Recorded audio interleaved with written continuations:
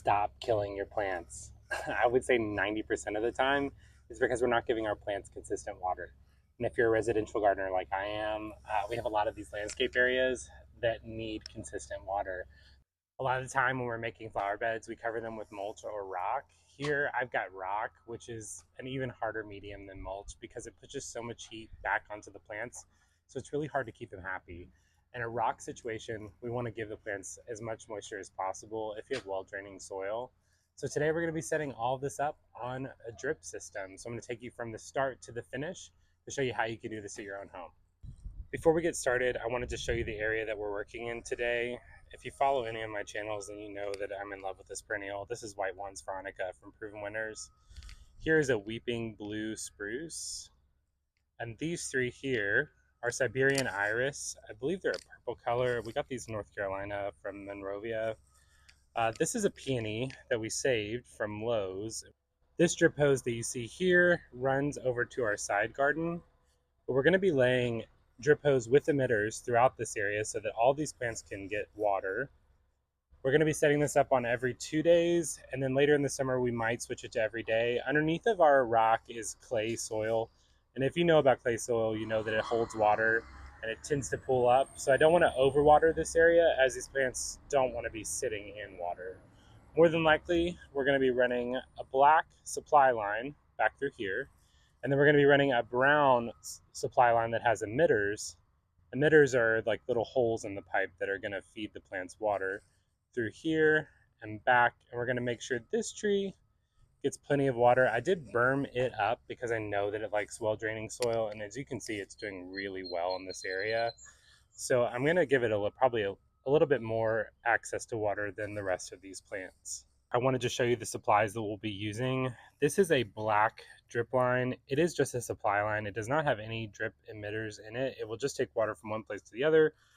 This is a brown drip hose. This has emitters, and I believe this is every 12 inches. These are all of our couplers. So I keep them organized. I believe this is a DeWalt tool case, but this is a T coupler. And it does exactly what you would think it would do. It separates the line into 3 lines. This is an elbow, great for going around corners or making sharp turns. This is a straight coupler. We use these a lot. In case a line breaks or anything like that, we'll cut it and then we'll reconnect a different line in. Here are more T-couplers. And then all of this, these are for when we set up the drip to the actual hose line, which I'll show you here in a second. So I wanted to take a second and show you the things that actually connect the half-inch drip line to the supply line. So these are the 3 things you're going to need. Rainbird sells them in one kit. I found mine at Menards. I know some people find them at their local Home Depot or Lowe's. Our Lowe's or Home Depot do not carry drip supply. I know that you can find them on Amazon or on the Rainbird website. So the 3 pieces we're going to be using. The first piece is a backfill preventer. So it's this piece right here, and as you can see, it's got a little mesh line in it, and that is only to prevent things like little bits of dirt or mulch getting sucked up back into your water line, which is definitely a bad issue, as I'm sure you can imagine. The next thing we're going to be using is a 25 psi pressure regulator. What this does is it keeps the water pressure down so that you're not getting this surge of water through your drip line and it ends up exploding. Or where we connect things with couplers, what would happen is those would burst out. So the 25 psi drip line, I've never had an issue with it. It does really great for me.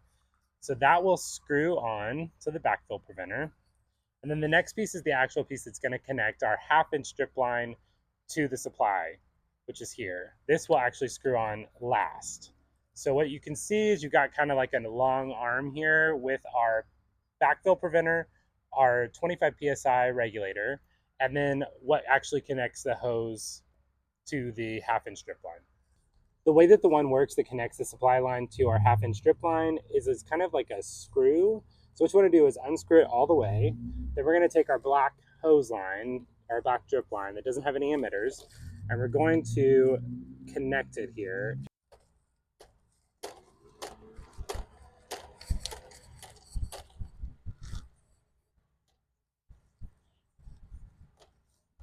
I tried to show this as closely as I could. It is difficult to get this black pipe connected to here or connected to any of the couplers for that matter. I have found it easier to wait until it's a hotter part of the day and kind of leave the black pipe out in the heat, and it makes it a little bit more pliable. I'm starting here early in the morning. So it just took a little bit of strength. And I find it easier to like wiggle back and forth as you're connecting it. What I did do is I got it in here and then I took this and I screwed it to tighten it up. I would recommend connecting the black supply line to the coupler before you connect this to whatever housing you're going to be putting it with. This is the housing that's going to bring the water from the house into the supply lines. It has 3 different links here. Each can be set up on its own individual timer. I found this one at Menards. I know that you can buy this online. Orbit is a brand that's carried on Amazon. Menards is just where I buy all of my drip supplies. As you can see, it gives us the ability to set each zone up, and I can set the start time, how long it runs, and how often it runs. There's also an ability for when you have this set on auto that you can manually run water through one of these lines. So we have those 3 pieces, the backfill preventer, the pressure regulator, and then what connects it to the 1/2-inch supply line. We're going to be connecting it to this thread here.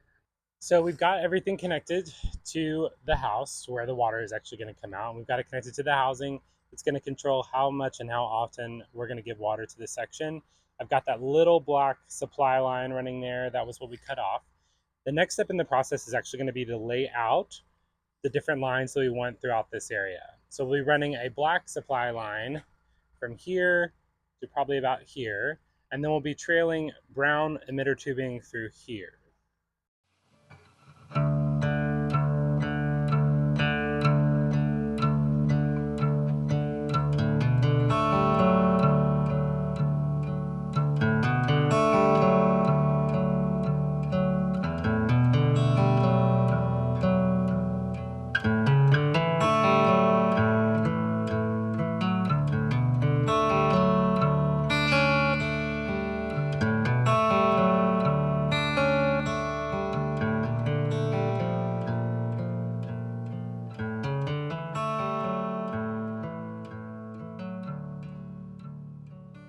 So I know that was kind of hard to see.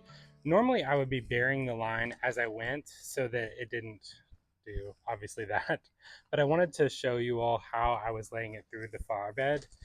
We came off this housing, we put an elbow coupler in that ran to a T coupler. The T coupler then will send water down the supply line behind the weeping spruce all the way over here to another T coupler that will run water through this brown drip tubing that has emitter holes every 12 inches, and it comes back around.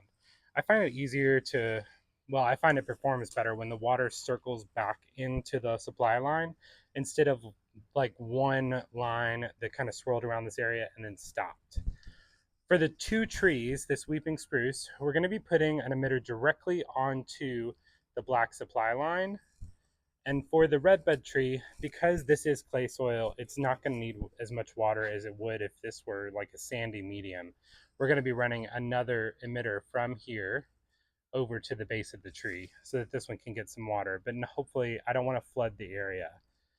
So the next step is to bury these lines. I will push the rock aside and then use landscaping staples to hold the lines down. As the lines get water in them, they vibrate, so it wouldn't be enough just to put them under the rock. I really do need to tamp them down with something. It's really difficult to get the tubing onto the actual coupler, so I find that rubber gloves helps kind of get a good grip so that when you are shaking it back and forth, that you don't lose your grip and you're also not giving yourself blisters.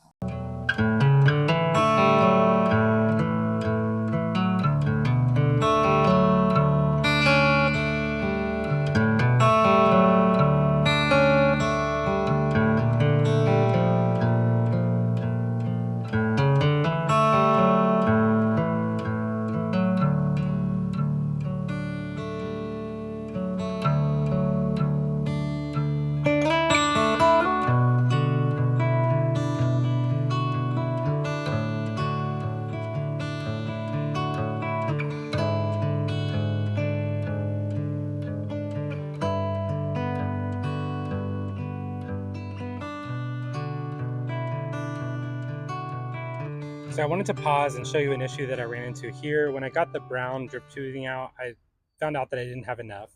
So what I did was I cut into the line that ran like this, and I added another little extension so that I could get it in between these white ones, Veronica. What you can see I did here is I added an elbow coupler, and then I added a straight coupler. so I could get this little extra line of pipe ran so that my line didn't have to go back here, so that we could go in front of these back row of white ones Veronica. So now I want to run water to this redbud tree without oversaturating the clay soil underneath. So what I'm going to be doing is running a 1/4 inch supply line from this black coast here directly under this rock, and then it's going to be feeding water from the end of it directly into the base of the tree. So to do that, I wanted to show you the supplies that I'm going to be using. This is a 1/4 inch supply line, unlike the 1/2 inch supply line that we were using earlier. I'm using smaller just so it's easier to manipulate through the rocks, and because they sell these emitters that go on to the end of them. This here is a 1 gallon per hour emitter, which is going to be plenty for this tree in this clay soil. And this here is our coupler that's going to connect the 1/4 inch supply line to the 1/2 inch supply line. This is a handy tool that they sell. Also got all of this at Menards. But this will chop the 1/2 inch supply line, and this right here is going to actually put the little plug into the 1/2 inch supply line so that we can run our 1/4 inch supply line out of it.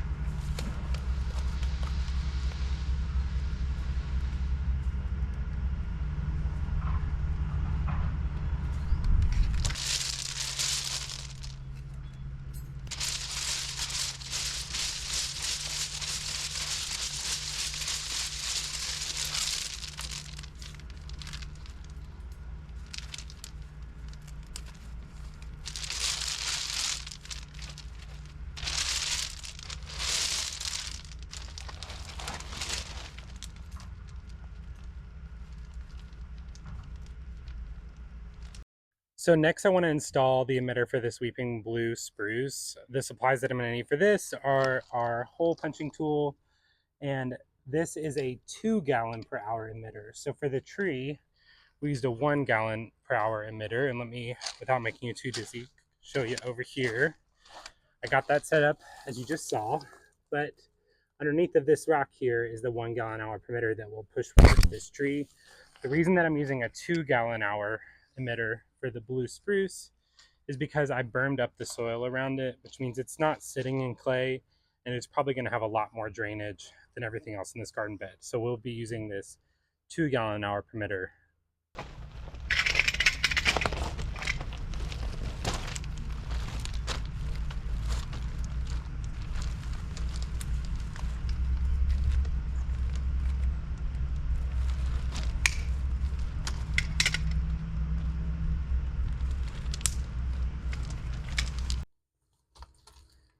So we got everything set up on drip, and I want to go ahead and test the system out. So we're going to first set the clock. It's saying that it is 12:31 p.m. currently, and it is 9:56 a.m. So we're going to set the time to 9:56.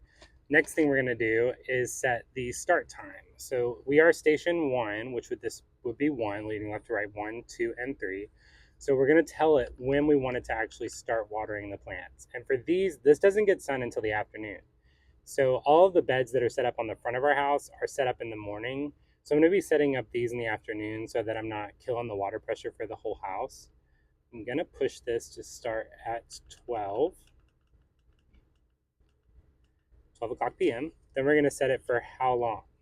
We are going to water this area in the spring for probably about,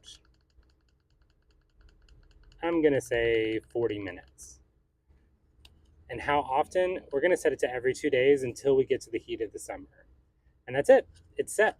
So we're going to auto. It's going to tell us its next start time is in 2 hours. But what we want to do is we want to test it. So we're going to click manual, station 1, and we're going to see how many minutes we want to test it for, which is 10.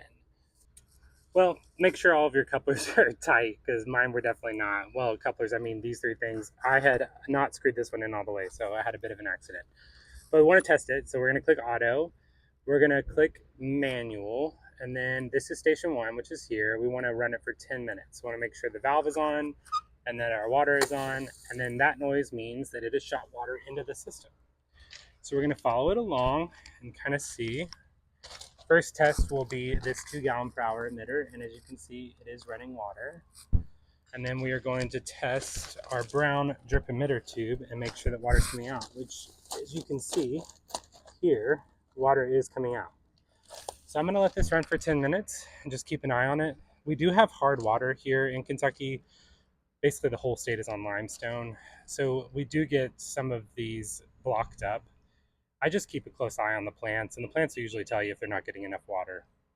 So that's it. We got this area set up on drip. If you have any other questions about this area or how I did anything or where to buy the supplies, you can comment down below and I'll be sure to reply. Please don't forget to like this video and subscribe to the channel as it helps me out tremendously. And I'll see you guys in the next one. Thanks. Bye.